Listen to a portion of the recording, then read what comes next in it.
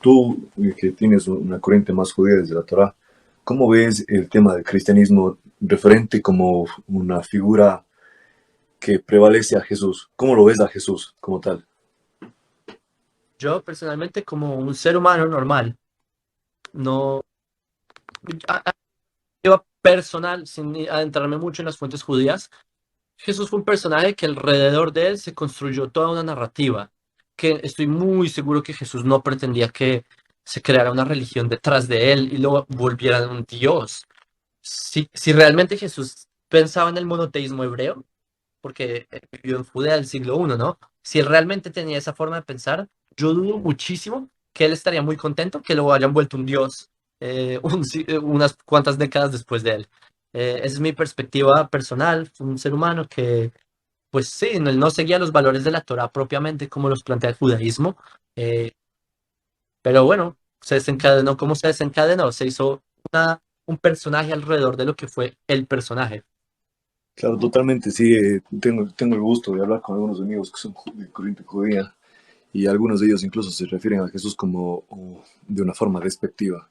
Me llama a mí la atención, ¿no? Porque soy una persona a la cual le encanta investigar y demás. Déjame ver si puedo prender mi cámara. Creo que sí, creo que no. A ver, creo que ahí está. Ya, ahí estamos. Oh, Ahora, buenísimo. qué gusto, sí. Ahí sí, sí, sí, se me ve, ¿verdad? Por fin alguien pone cámara.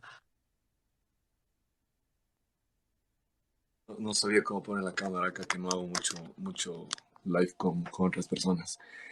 Eh, Más bien yo te hago la consulta porque, o sea, dentro de mi racionalidad, ¿no? Filosófica, yo me planteo qué importancia ha tenido Jesús en el trayecto de la historia. Y bueno, después de Jesús tenemos a otro eh, personaje que es Mahoma. Sin embargo, la repercusión que ha tenido Jesús en la historia me parece interesantísima.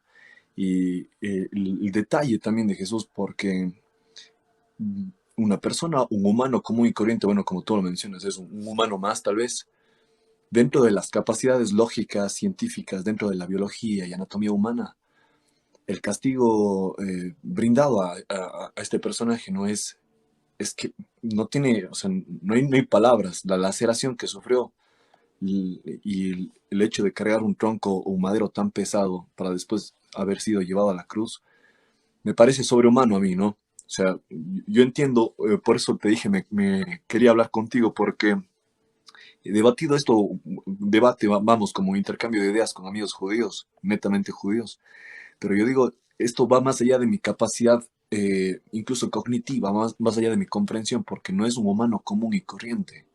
Tú desde esa óptica, ¿cómo lo ves?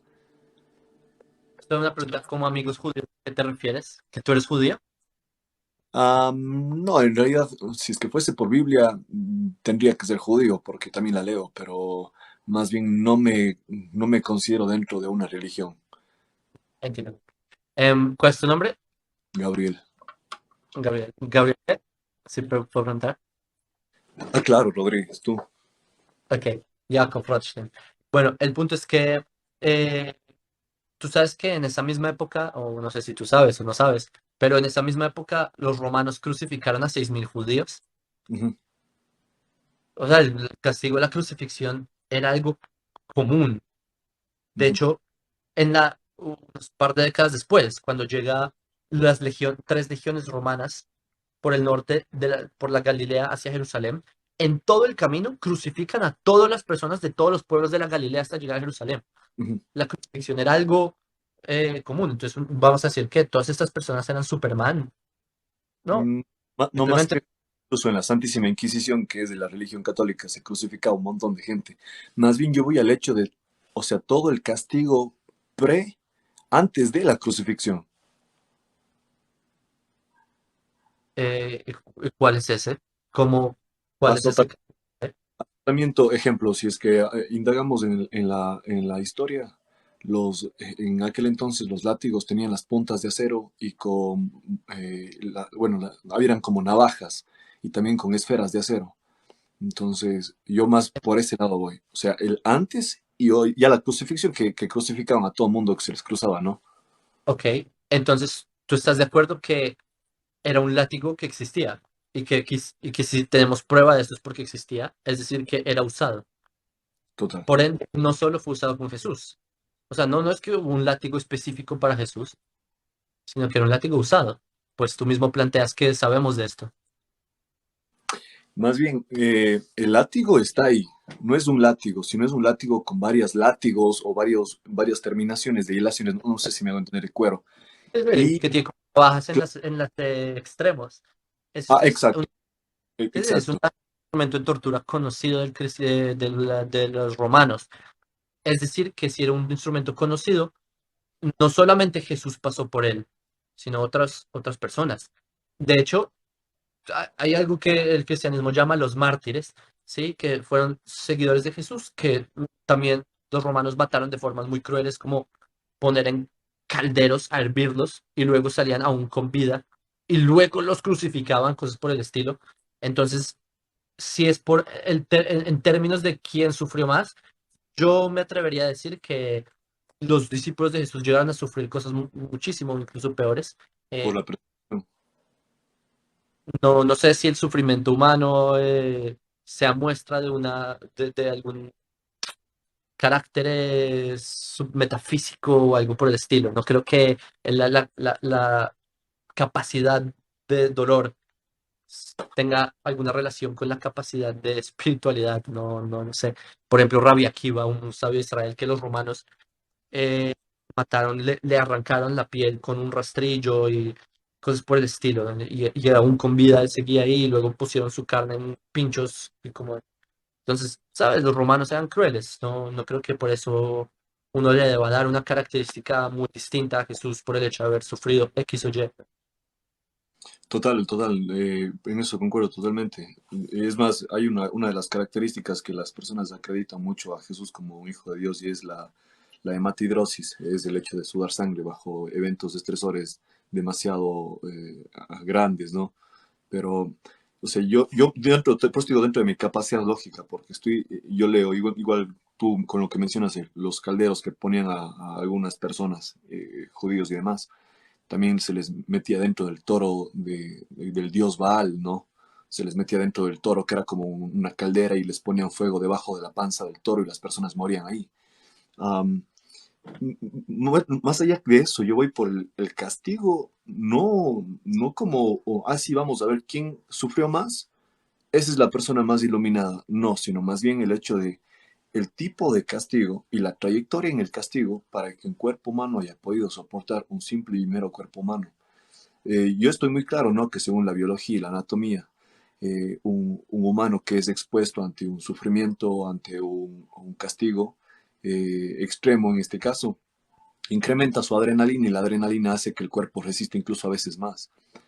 Pero este tipo de laceración que yo veo, que es el camino que tiene vamos, de laceración que es expuesta hacia el tipo, me llama mucho la atención porque primero es, vamos, latigado, pero no latigado, que generalmente latigaban a la gente y ya, y la encerraban o la mataban ahí mismo, sino él sufre el castigo con látigos, pasa de la mano de un verdugo a otro verdugo y luego es llevado cuesta arriba en un camino de piedras cargado un tronco.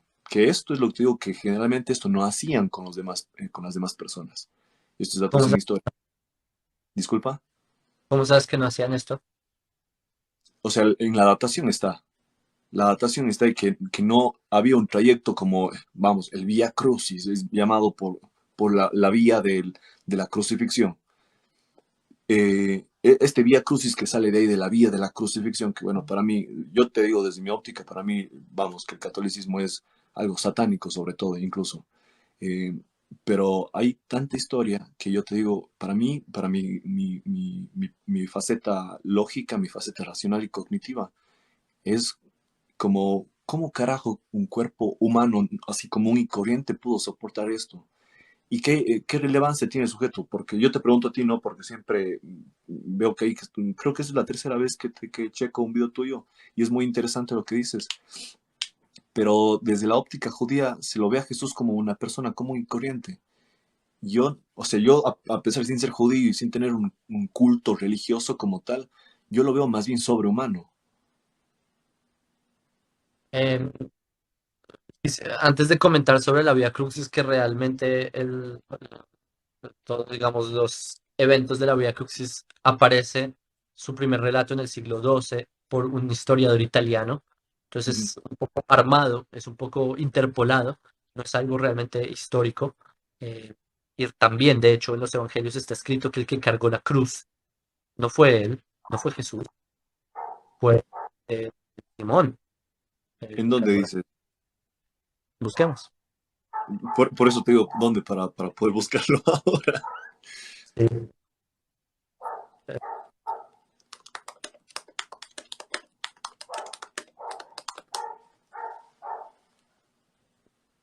De hecho, esta es una de las contradicciones en los evangelios, no sé si sabías, entre los evangelios versus Juan.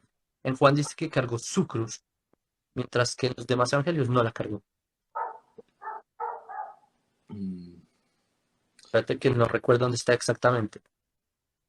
Simón, padre de Alejandro, Simón, persona encargada en la cargada de la cruz. Simón de Cirene está en Ajá, Marcos 15:21, en Mateo 27:32 y en 31, Lucas 23:26. 31, Ahí se 33. menciona, él fue el que alzó la cruz. En el Evangelio de Juan dice que fue Jesús el que alzó la cruz. Y aquí el cristianismo, siendo que se contradice en quién llevó la cruz, la solución que propone el cristianismo es que dice, y esa es una tradición católica que tú consideras satánica, que los católicos dicen que primero hubo caídas, hubo paradas, y luego que las llevaron ambos y que luego las llevó él solo, como para tratar de conciliar ambas opiniones, pero esto es solamente una opinión que hace el cristianismo posterior para tratar de conciliar los evangelios. Pero lo que dicen muchos en el cristianismo protestante es que Jesús no dice que él llevó la cruz, sino que llevó su cruz, como él dice también en Lucas, que todo el que venga conmigo que lleve su cruz es como su concepto de sacrificio, ¿sí? Entonces que el que llevó la cruz como prácticamente, realmente fue Simón de Cirene y no Jesús. Entonces, en este aspecto también es debatible quién llevó la cruz, Ujú. ¿correcto? Porque Te podríamos planteo, decir, los evangelios dicen que fue Simón de Sirena y no Jesús.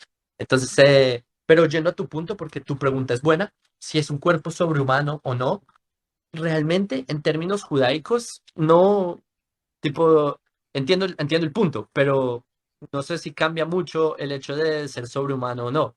Lo que cambia mucho para la perspectiva judía es que si realmente cumple las expectativas que tiene el judaísmo sobre un Mesías o sobre un maestro, sobre sus enseñanzas, etcétera, que para la perspectiva judía no, las enseñanzas que él dio no son concordes a la Torá, ¿sí? Es básicamente eso. Sea sobrehumano o no sea sobrehumano su cuerpo. básicamente sería como el egocentrismo del humano queriendo ver qué es lo que se acerca a lo que yo creo como un Mesías o como un traidor de mensaje, como un hijo de Dios, más no lo que se demuestra ante la realidad. Algo así. ¿Podrías repetir? Fue complejo. Más bien sería como el egocentrismo humano queriendo proyectar qué es lo que yo quiero de un Mesías o de un hijo de Dios, más no lo que se me ha mostrado. Lo que dices es una de las eh, teorías que se ha hecho sobre la redacción del cristianismo. Piensa que los dioses de Roma en esa época eran fuertes, ¿sabes? Vencedores, y de repente llega una religión que les plantea, de hecho, un dios que matan, crucifican, que humillan, pero luego sale vencedor y revive. Y las personas se identifican, obviamente, porque las personas en su vida sienten derrota, en su vida sienten ese tipo de, pues no sé si tu perfil tiene algo que ver con este proceso mental, ¿sí? Psicología.es. Es realmente el ser humano se identifica con quién se va a identificar más, con el Zeus valiente o con la persona que lo atrapan, que lo traicionan, que lo venden, etcétera. Entonces, tiene mucho sentido que parte del relato sea identificar a la persona con el personaje. Yo sí veo que tiene mucho sentido ese planteamiento, eh, que es exactamente lo que tú dices. Claro, igual a Horus también lo crucificaron y nació un 25, bueno, unas épocas de diciembre, ¿no? Que es como, para mí es como una reencarnación. Yo te planteo esto más del cuerpo, o sea, de la resistencia corporal y anatómica.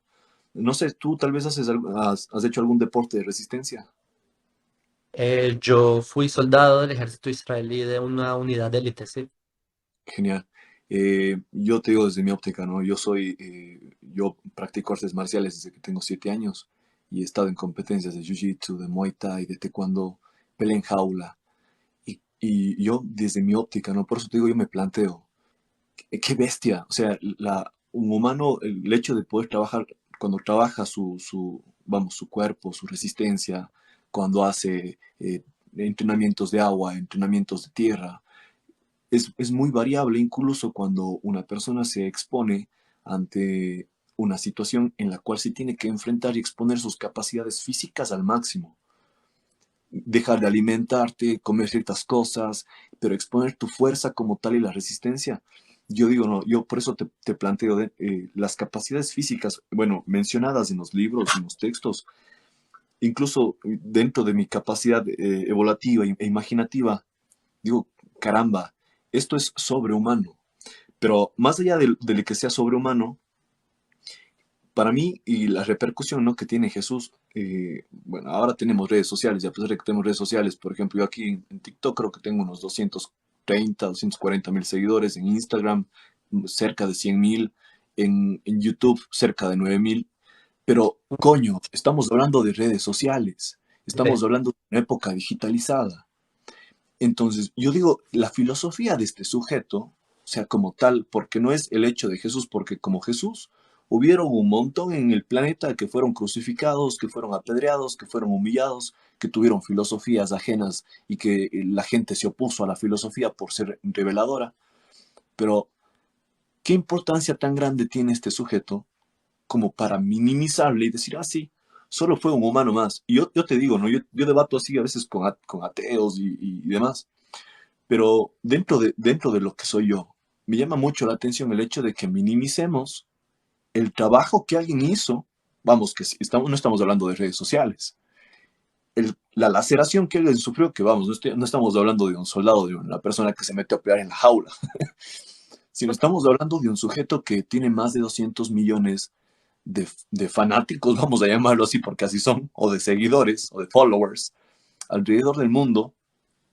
Y se me hace muy llamativo que en el hoy por hoy sigamos minimizando esa trayectoria o esa repercusión en la humanidad. Sí, de hecho, así empezó nuestra conversación, que a mi consideración se hizo un halo alrededor del personaje, que no es necesariamente lo que era el personaje, ¿sí? Y esto lo hacen sus seguidores, lo hace la teología posterior, que luego lo vuelven un tipo, luego lo vuelve una persona que resistió. Acá vi en los comentarios, alguien dice, nadie resistió 81 latigazos. ¿Quién resiste eso? Pues en el caso Eichmann, durante la Segunda Guerra Mundial, hay uno de los testigos cuenta que le dieron 81 latigazos los alemanes, los nazis en la Segunda Guerra Mundial y sobrevivió, además de estar bajo condiciones de hambruna extrema, haber sido un niño, ¿sí? No, no era un Superman, era un niño, porque así fue cuando tenía el Holocausto, caminatas de cientos de kilómetros en la nieve y sobrevivió, ¿sí? Pero, y por esto vamos a subestimar su capacidad espiritual, etcétera. No, no sé si tiene que ver. Em, pero a lo que tú planteas, yo realmente creo que sí, obviamente. Yo no dudo que Jesús haya sido un líder en su época, etcétera, que planteó cosas en contra de la Torah es otra cosa. Dejemos ese tema aparte. Pero de que fue líder, obviamente tuvo que haber tenido seguidores lo suficiente como para haber creado ese impacto, que luego ese impacto a partir de Pablo de Tarso se desencadena mucho más. 100%. Pero no por tener seguidores en el judaísmo, los números, ¿sabes? Inflar algo algo no lo Ajá, hace verdad porque sea mucho, ni algo lo exacto. hace verdad porque sea muy fuerte. Ujú. Lo que hace verdad es porque simplemente los conceptos están alineados con la verdad. Es ese, digamos, si me entiendes, como que el judaísmo trata de quitarse todas esas Sesgos. ideas como, ok, ¿hizo milagros? O- Pero, ok, la pregunta es si el mensaje detrás de esos milagros está alineado con lo que transmite la Torá. Si me entiendes, como que es una cosa es su capacidad física y otra cosa es el mensaje que transmiten los evangelios a través de este personaje Jesús. Te comprendo. Me mencionas que no es lo mismo dejarse llevar de una serie de falacias como ad hominem, como solo porque es este sujeto y este sujeto tiene un título, este sujeto dice la verdad. Te comprendo hasta ahí. Y otra cosa pero que me indicas es que vamos hacia la búsqueda de la verdad. Yo cuestiono, ¿no? Te digo porque me siento a hablar con amigos míos que son judíos y es para romperse la cabeza, ¿no? Pero, ¿cuál es la verdad acá? ¿Sabes? Porque si Jesús vamos, que si fue un humano más y estamos en búsqueda de la verdad, ¿cuál es la verdad? Porque la verdad, tal vez para el judaísmo es esa, pero el judaísmo, bueno, no sé, ¿a qué judaísmo te refieres tú? Tal vez estamos hablando de la casa abrámica, estamos hablando de 4.000, 4.500 años, pero hay cultos y religiones mucho más antiguas. Entonces, ¿cuál sería la verdad en ese caso? Y te entiendo totalmente, por eso hablé de la filosofía de Jesús. Vamos, que hoy por hoy el marketing ha desgarrado totalmente lo que es la apariencia de Jesús. Ahora le pintamos con ojitos azules, con ojitos verdes, le pintamos con risitos de oro, le ponemos como si tuviese una serie de filtros en el rostro, con una barba perfectamente delineada. Y bueno, vamos, que ese es el marketing, porque posiblemente Jesús incluso fue de tu color un poco más moreno, ¿sabes? Porque vamos, que de dónde es, que en dónde nació, que de dónde viene, era un sujeto que caminaba de aquí para allá, que vamos, que tenía exposición al sol y posiblemente su piel estaba incluso quemada.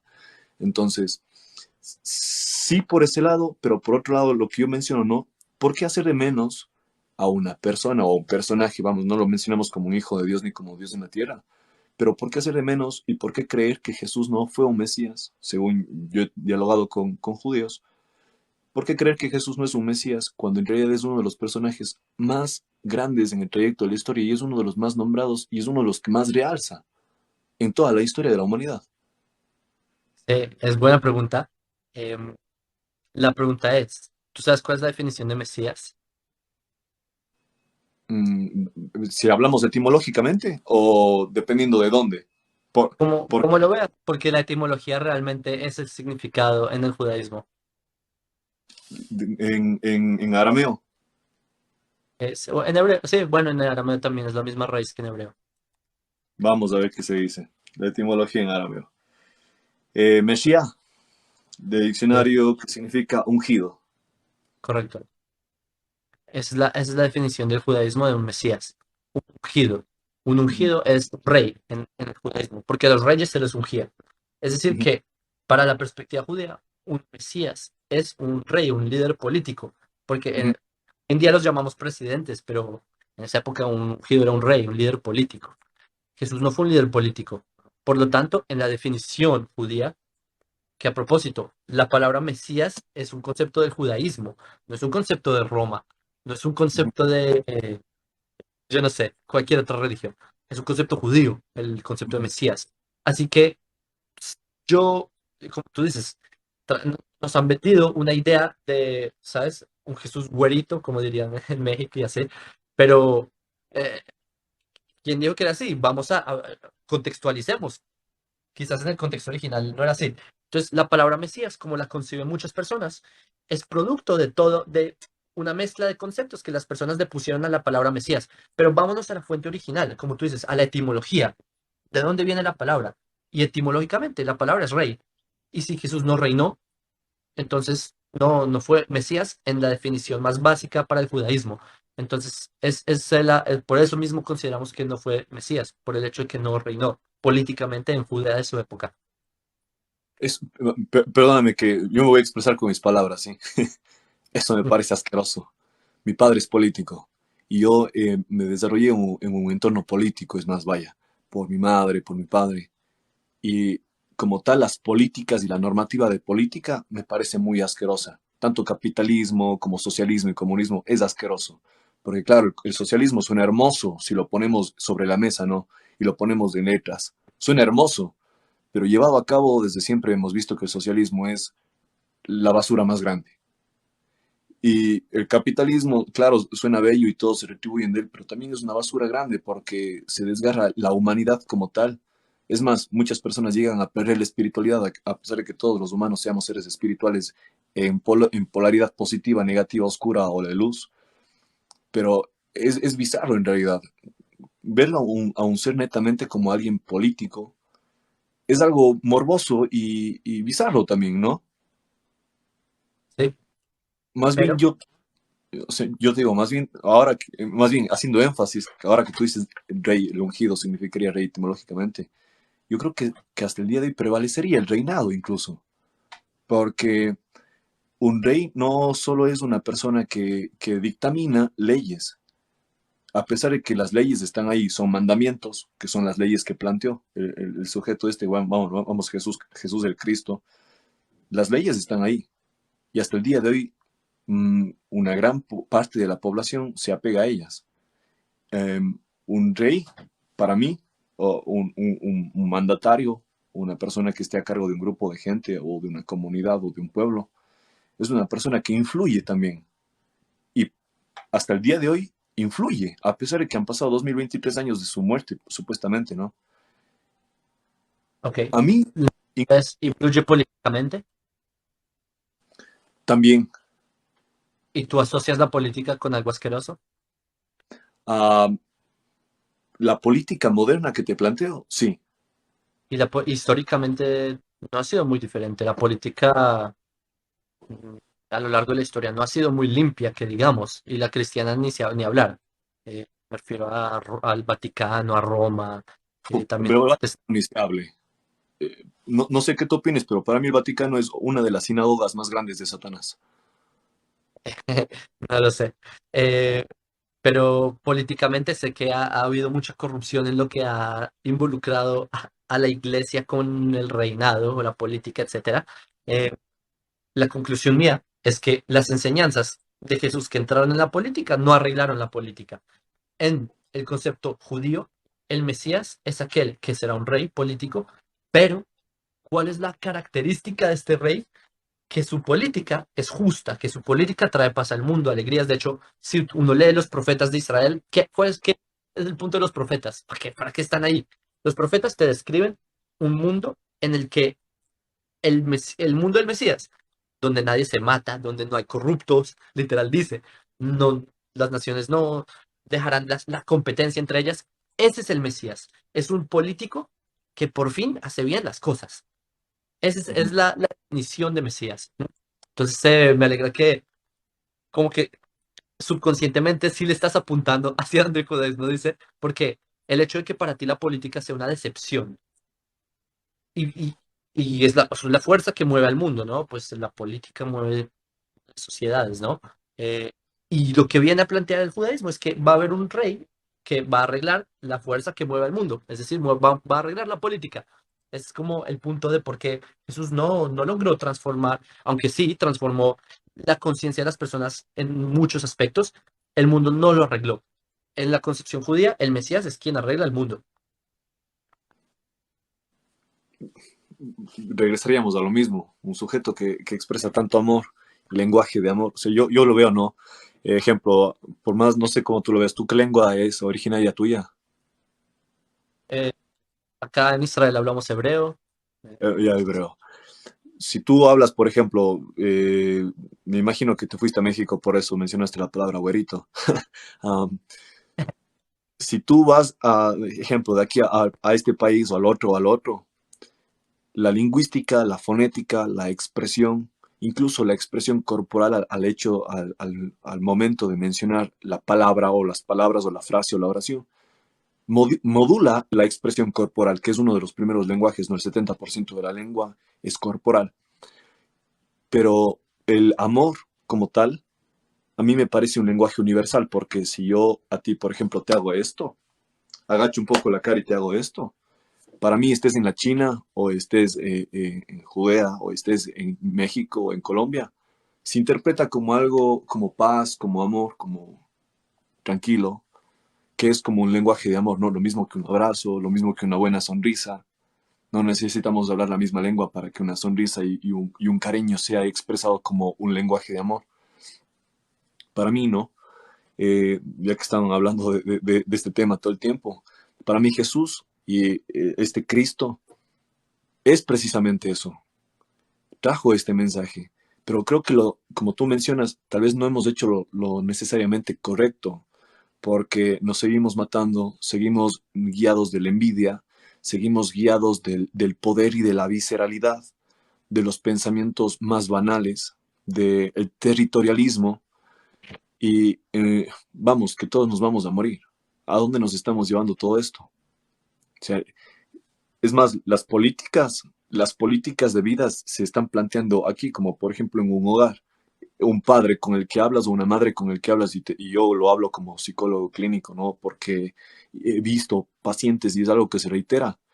Cuando un niño cuestiona a un padre, cuando un joven cuestiona a un padre, cuando una muchacha cuestiona a un padre o una madre, ¿por qué tal cosa? Porque yo digo. O sea, las políticas del hogar no necesariamente son las correctas, porque es como yo digo antes de hacerte pensar, cuestionar, racionalizar. Entonces, si tú bien dices, no hemos llevado las políticas y no hay un político que tal vez sea el Mesías, pero tal vez llegó y lo matamos y lo asesinamos. Bueno, tal vez no nosotros, pero nuestros antepasados de alguna forma lo hicieron, ¿no? Y tal vez ya llegó, pero lo seguimos viendo como un cualquiera, un mensaje que prevalece hasta el día de hoy. No sé, no sé cuántos días, por ejemplo, hagas live o yo no sé sobre tu vida, tú tampoco sabes sobre la mía. Yo no sé si tal vez tú predicas en alguna institución, yo no sé si tú predicas en la calle, yo no sé si tú haces lives de forma constante o tú hablas con gente de igual forma como yo. Pero a pesar, yo lo pienso, ¿no? A pesar de que yo trate de expresar este amor hacia la humanidad, a pesar de que yo ayude a los animalitos, a la gente pobre, a pesar de que yo abrace hermanos, a pesar de que yo no vaya con una cátedra religiosa, sino más bien desde la racionalidad con la gente con la que yo trato, yo sigo siendo una basura más en el espacio. O sea, yo soy polvo de hadas en este cosmos. Posiblemente mañana yo me muero y en 2 semanas ya nadie me recuerde. Y mi mensaje se haya quedado hasta ahí nomás. Y teniendo redes sociales, y teniendo canal de YouTube, y teniendo canal de TikTok, y teniendo canal de Instagram, y teniendo Facebook. Entonces, yo por eso se me rompe la cabeza mucho y hago énfasis en lo que, con la pregunta que entré a esta sala, es ¿por qué minimizar a un personaje tan grande en la historia como es el Jesús Cristo como un humano más? Pero Gabriel, ¿tú sabes cuál es la enseñanza de amor de Jesús? ¿Tú sabes dónde está escrita? Es, Para mí en la historia. sí, pero ¿cómo quedó registrada? Que él dice amarás a tu prójimo como a ti mismo, ¿verdad? Ujú, Pero eso no lo dijo Jesús. Eso está escrito en la Torá. Eso está escrito en Levítico capítulo 19 versículo 18. Es decir, que esa enseñanza de amar al prójimo, eso no es una innovación de Jesús. Eso ujú, es algo que la Torá ya dijo. Eso es algo que el judaísmo ya decía. ¿Sí? Entonces, ¿qué pasó? Que Jesús lo citó y el cristianismo adoptó una palabra, una frase, un quote que decía la Torá. Y por eso las personas asumen que ese es el mensaje de Jesús. Pero ese es el mensaje de la Torá. Simplemente ujú, Jesús citó escrito en la Torá.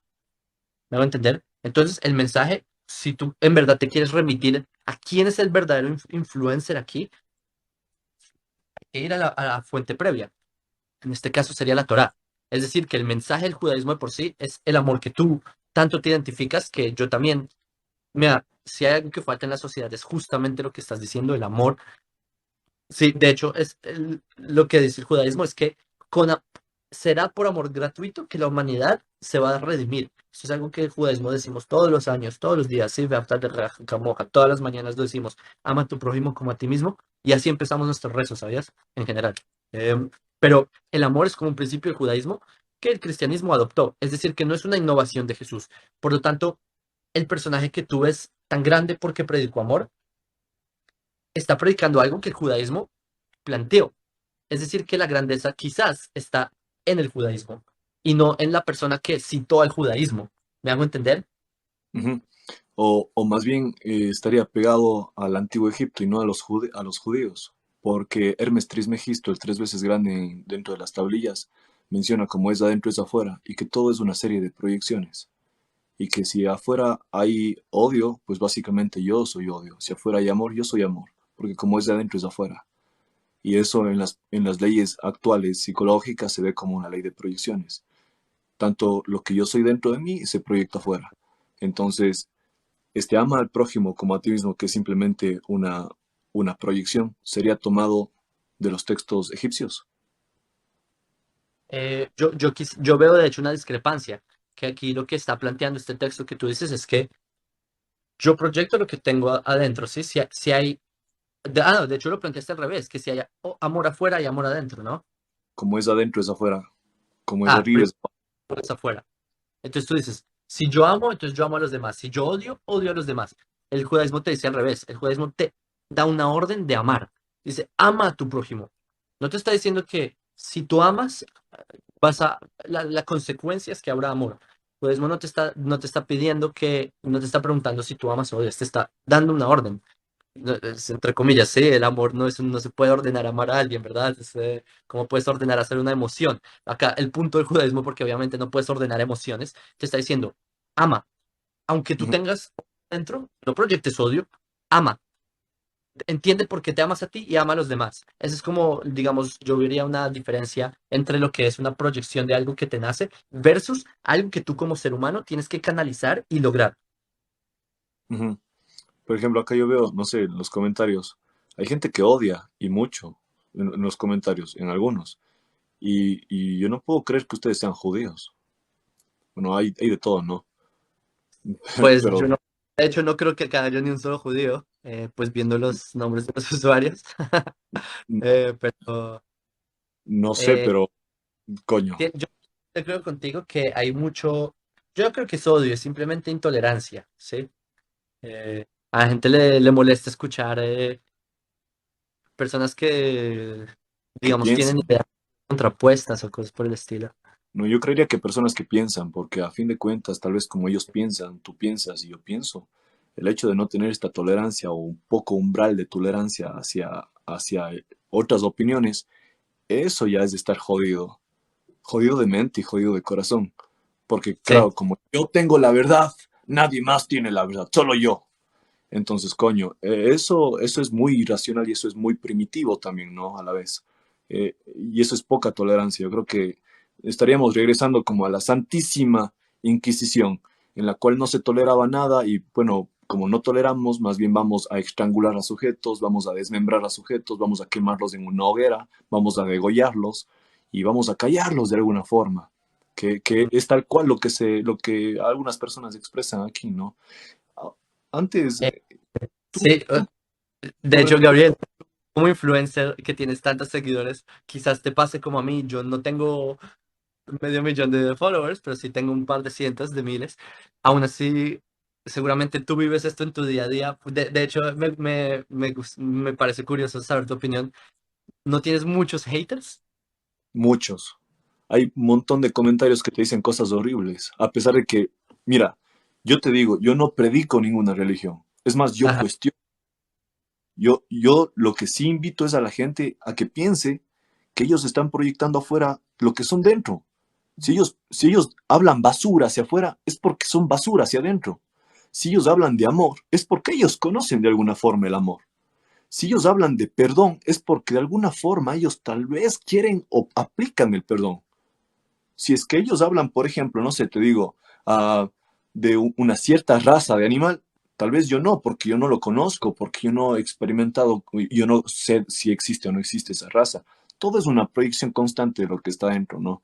Entonces yo con la gente que también me comenta un montón de cosas bárbaras, digo, a fin de cuentas, pobrecitos, porque mi compasión me hace entender y mi inteligencia me hace entender que esta persona tal vez fue abusada por su papá, por su mamá, que tal vez su padre o su madre así no los hayan abusado sexualmente, físicamente, psicológicamente, emocionalmente. De alguna forma eran tan controladores que no le permitían a esta persona que piense y esta persona se crió en el mismo entorno en el cual no se permiten explayar la mente y tener neuroplasticidad. Y por eso también se expresan hacia afuera. Tú verás en mi página, yo nunca hablo de cosas que no existan. Las cosas que yo hablo son cosas que existen, son cosas reales. Y sobre todo trato de ayudar a las personas con enfermedades, con problemas. Y a pesar de ello, hay hate. Entonces, te cuestionas como, ¿cuál es el punto de esta gente si a pesar de que brindo ayuda, te dan hate? O sea, es un sinsentido. Bastante extraño.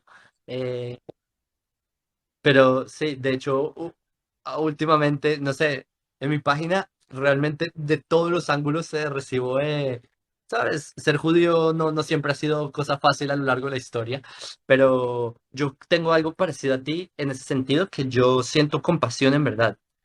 Que las personas que lanzan odio así, como todos estos comentarios de, los judíos, tal cosa, están locos. No, yo entiendo que les enseñaron distinto y pues su contexto, pusieron algo distinto, como acá escriben en ese comentario, psicología del diablo, etcétera. Personas que simplemente tienen una perspectiva distinta y por eso les duele escuchar algo que, digamos, les derrumba su concepto intelectual, no sé cómo decirlo. Totalmente. Yo leí el mismo comentario y puso la misma persona 3 veces. La psicología es del diablo.